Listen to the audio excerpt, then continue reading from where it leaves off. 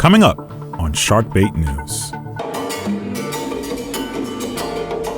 The Geology Club, looking at the Broadcasting Club and the Writers Club. I hear the word formation. What I think most of is a team photo that we always do, and it's a V formation.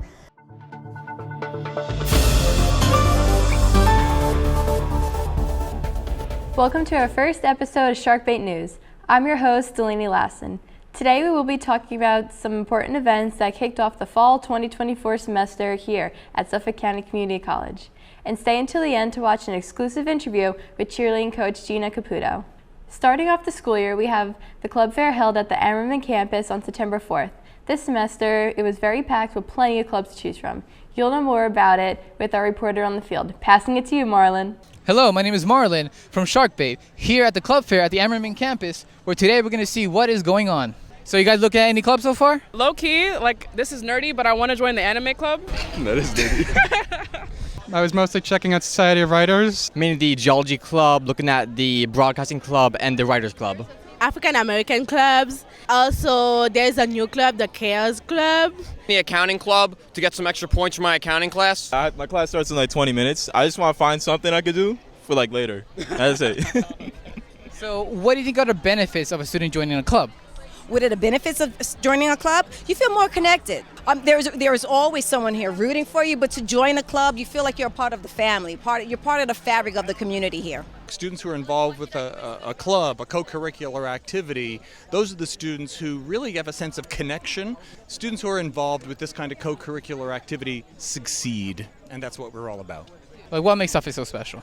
Suffolk is special in the way in that you have this community. It's just unique in the sense that it's a starting point. Everyone thinks of Suffolk as like this bogged down college, but it's not. What makes Suffolk so special is that it is kind of a community that gives voice to everyone on campus. Like SGA, like our goal is to get every student's concern and every student's voice heard by the administration. For club-wise, you get to meet individual people because there are people who don't like groups. So you could talk to people individually and make personal connections that way, because this college is not as big as maybe some other universities. So that was the club fair here at the Ammerman campus, and this is Marlon, signing off, back to the studio. Thank you, Marlon. If you want to join a club yourself, you can go to your campus's help desk or scan the QR code to see the full list of clubs all three campuses have available to you. September 15th marked the start of Hispanic Heritage Month, and all three campuses had a kickoff event for students to celebrate and enjoy Latin culture together. Hispanic Heritage Month was established in 1988. The 30 days contain multiple anniversaries of Latin countries' independence days. This period is a way to bring attention to the contributions of Latin Americans and show how their rich history and culture influenced this country. Here at Suffolk County Community College, a lot of fun activities were brought to students, ranging from craft activities, face painting, a 360 photo booth, and so much food and snacks. And of course, authentic Latin music by Salsa Orchestra Lulada Club.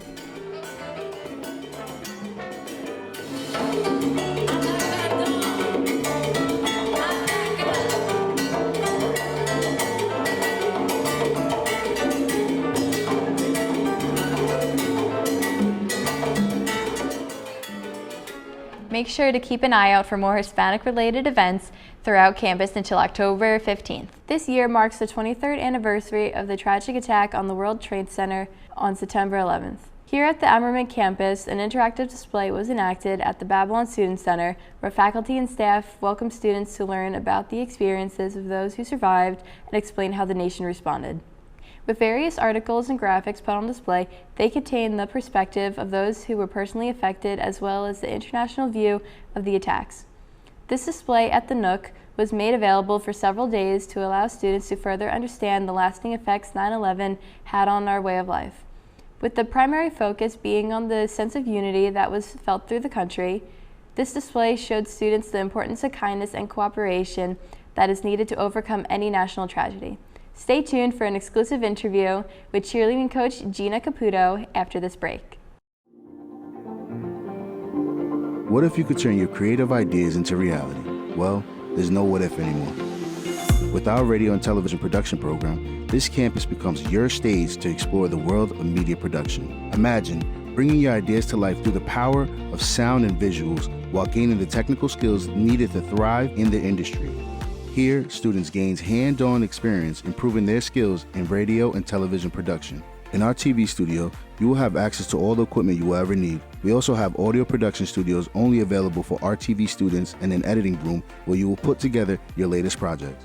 We also have our own radio station, Suffolk Radio. Hi, I'm Shane, Program Director here at Suffolk Radio. We are an internet-based radio station, and we have all of the equipment and software of any other big station. I feel very much prepared to go into the field, much like any student before me. So some of our previous students have gone to 106.1 FM, 103.5 FM, 98.5 FM, and they're all doing great. They're all in high positions. Some of them are even program directors, such as myself. If you're thinking of being in this industry, this is definitely one of the best places you could start.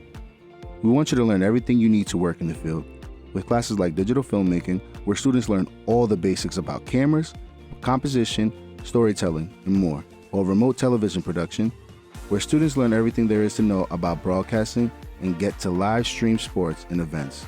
We also have electronic field production, where students get to create multiple projects like documentaries, commercials, and more. You can also participate in our media festival, where we award our students for their work and bringing their vision to life. Who knows?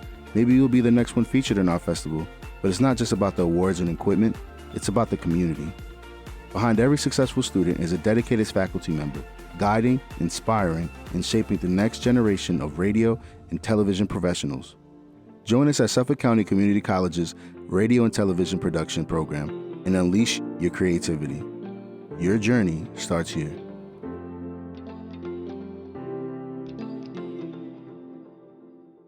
Welcome back, everyone. I'm joined by athletic coordinator and head cheer coach Gina Caputo. Thanks for coming in today. Thanks for having me. So how long have you been involved with the sport of cheerleading, whether it be as coach or as an athlete? Well, as an athlete, I started cheering in 6th grade when I went to school in Queens Lutheran.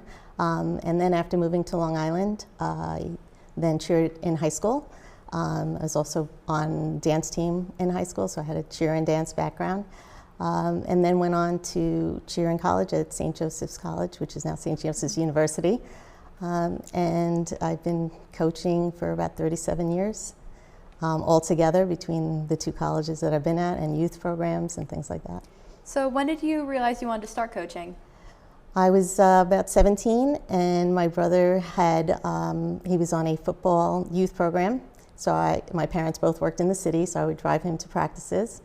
And found that there were teams practicing on the fields, and a mother must have gotten wind that I was a cheerleader in high school and came over and asked if I would help with the team. And then from there, they asked me to be the coach, and I did a couple of years as a youth coach in my younger days. And then after I graduated from St. Joseph's College, I stayed on as coach for 5 years and then transitioned over here. Nice, that's a fun start. So what pushed you to become a coach here at Suffolk? Well, I had a friend that we went to college together, and he was working here in the athletic department, and they were transitioning the cheer program from campus activities as a club over into athletics, and they were looking for a new coach. So I interviewed. I met Gene Farry, who was the AD at the time, and he gave me that shot. Fun.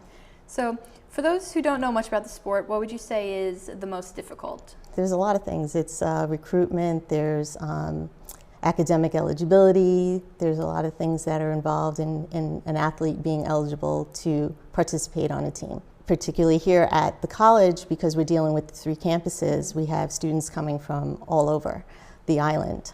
So, you know, setting a practice schedule, working around their work schedules, because a lot of them do have to work, and finding the right amount of time to put enough work in to have the team be successful. Yeah, it sounds like there's a lot of hard work that goes into just keeping the team together. Exactly.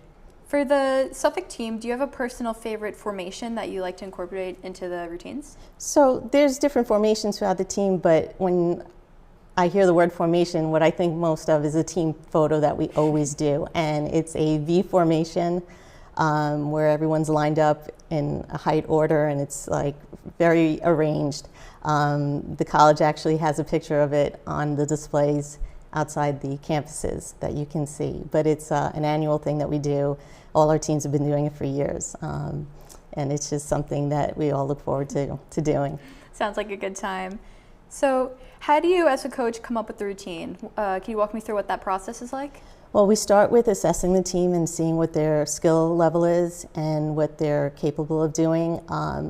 We do try to always, wherever we ended off is where we'd like to start off with the next team, so that we can, make sure that the team is capable of doing certain skills. And it's just, once we realize that, we do try to transition high school level cheerleading into the collegiate level, which takes a little bit of time. But then if they come in with those skills, they usually can transition to the college level skills without any problems. I'm sure having those skills from high school, having them throughout college definitely helps. Mm-hmm. What is the atmosphere of the team like for an incoming freshman or someone just joining the team? Well, the great thing about the program here is we'll always have returnees coming back, and they've gone through the program for a year or two. They're very familiar what needs to be done, and so when we're getting new freshmen or transfers coming in, we want to make a very positive atmosphere and show them, how much fun it can be, and despite the hard work and everything else, the involvement that we do with the college, with the community, it's a very positive atmosphere for them, and to come in and be part of a program that's involved very much with the college. I love that there's that positive atmosphere for all the athletes and for the coach too. So my final question is, if someone like me wanted to join the team, how could I go about that? So we do have some requirements. Because transitioning from high school cheer to college cheer and the amount of time that we have for practice-wise, we do ask for cheerleaders to come in that have some varsity or all-star competitive experience. Without having the single campus life, dorms or anything like that, the time frame that we have, they're used to schedules that in high school where they're going right after classes 5 days a week or anything else, and sometimes we don't have that availability here. So we do ask for experience and also for safety reasons, because we do have people over 10 feet up in the air in pyramids and stunts and baskets and things like that. So we want to make sure that we keep it safe, and we have people coming in that have a skill set already. Okay. Thank you for joining us today, Thank Gina. you.